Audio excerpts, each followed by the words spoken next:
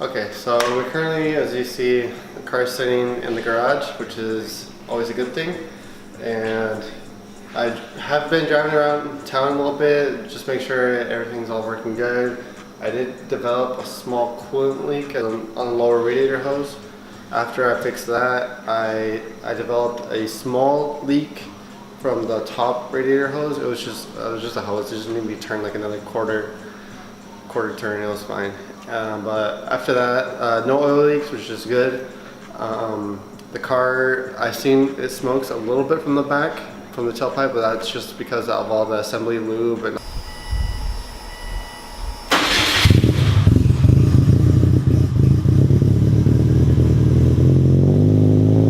so I've been driving around town, like I think right now we're like 160, 170 miles, and I threw in some Valvoline oil, I think. I honestly don't know, but it was just some conventional oil just for the meantime. And I was reading on the IAG's website, and they recommend three of the following three, which is Motul, Royal Purple, and Bread Pen. And here in my town, I was only available to Royal Purple, so that's why I got Royal Purple 530.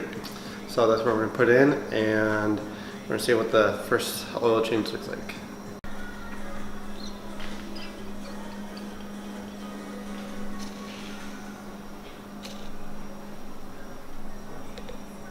So as you can see, no install cannot go without these gummy worms. I swear, if you know me personally, I'm always eating these.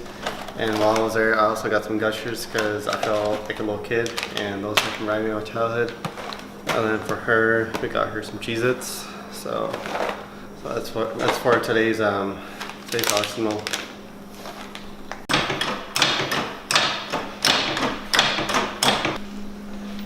So for today's oil change, we're gonna need a set of sockets, preferably metric, since we're working on a Japanese car.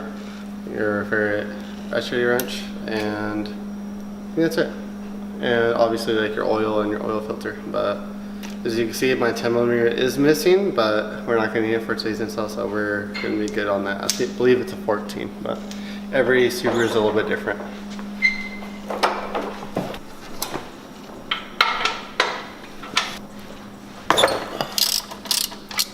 Okay, after we break it loose, put the pan over. Okay, so it's almost out. So I'll grab the towel, get my hand over it so like that I don't burn myself. Keep pressure while you're taking out the plug, that way when you release it like this, it doesn't get all over you. And this car is actually not flat. It's actually offsetted. The driver's side is a little bit lower than the passenger side. And for the reason for that is because the oil drain is on the driver's side. So it only makes sense like if you're trying an oil change, if you can, to try and like slant it a little bit. That way you can get the most oil out of there.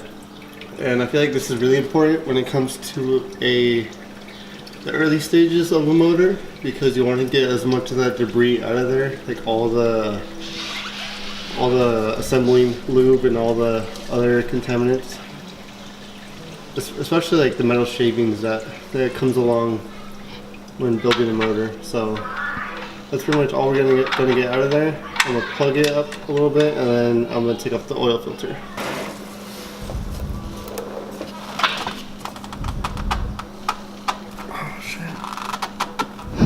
Damn.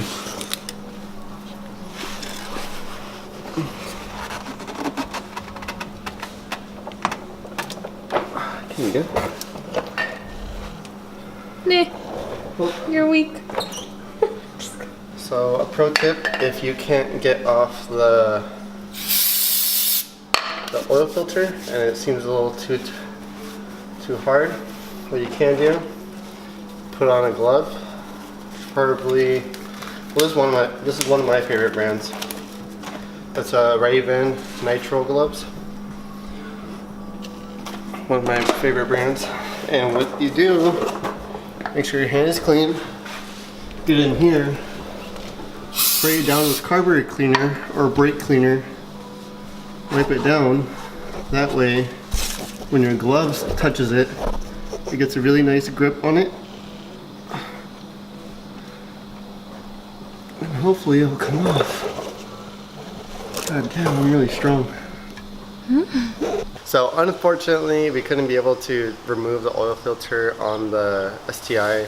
I guess when I was tying the filter, it was just the power of Thor, and I can't take it off right now. So we're gonna go buy an oil removal tool, and basically what that is, you attach a ratchet wrench to it, and it's a 3-legged tool that will grab and it will remove it. So it's only like a couple bucks, maybe like $7 at most. So we're gonna go pick it up at Harbor Freight or any hardware store, and hopefully that'll help us with that. So we currently got the Pittsburgh oil filter, and basically with that, the way this works, it's like as you're loosening it, this will get tighter and tighter until it will grab the oil filter. The Subaru oil filters are pretty tiny, so hopefully this will be the right size. That was the only one available here at Harbor Freight, which is where we bought our tools. And as you know, most of you guys know, Harbor Freight is like the go-to place for if you're on a budget and want to buy some tools. So hopefully this works and I can change the oil in my Subaru.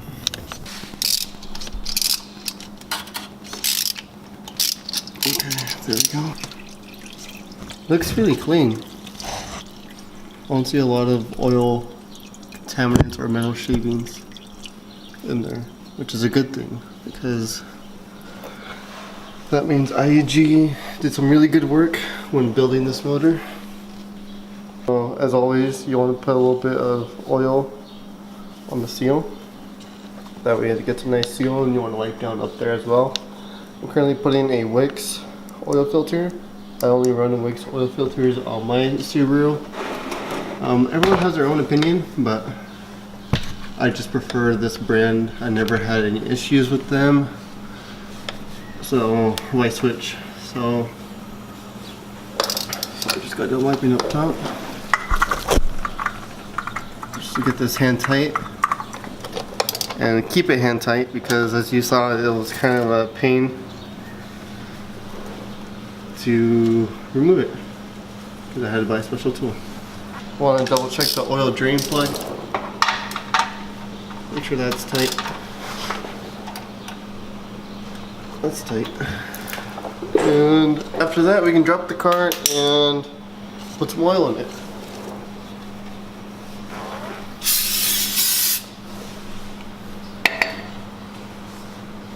Just be careful when you spray this stuff, because if you guys ever sprayed it, it smells nasty, and if you start inhaling it... I inhaled it. Oh god. As you see, you start coughing, so just be cautious. I feel like you started inhaling it as soon as I said that too. Okay, yeah. Well, it flew over here, Oh, so did it? Oh, yeah. okay. Be careful, dude. Okay. There we go. Let's bucket the floor. I'm actually gonna have Stephanie. Do you know where the oil goes in? Which is oil? Alright, she's... Correct. You are correct. So, hopefully she doesn't make a huge mess. Oh. Right when you said it. Hold on. You can do it. I believe in you. Just don't pour too fast, because then keep it nice and steady. Okay.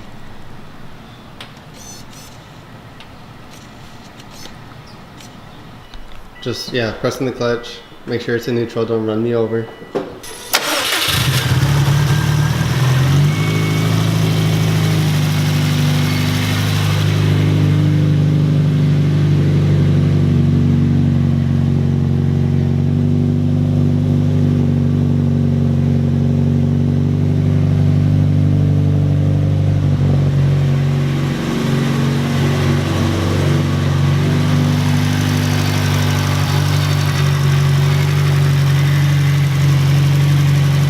So you just run it for a little bit, and then we're gonna check out oil levels again, but it should be pretty full because my car takes like 4.8, and this is a 5-quart bottle, so should be pretty good, but just to double check.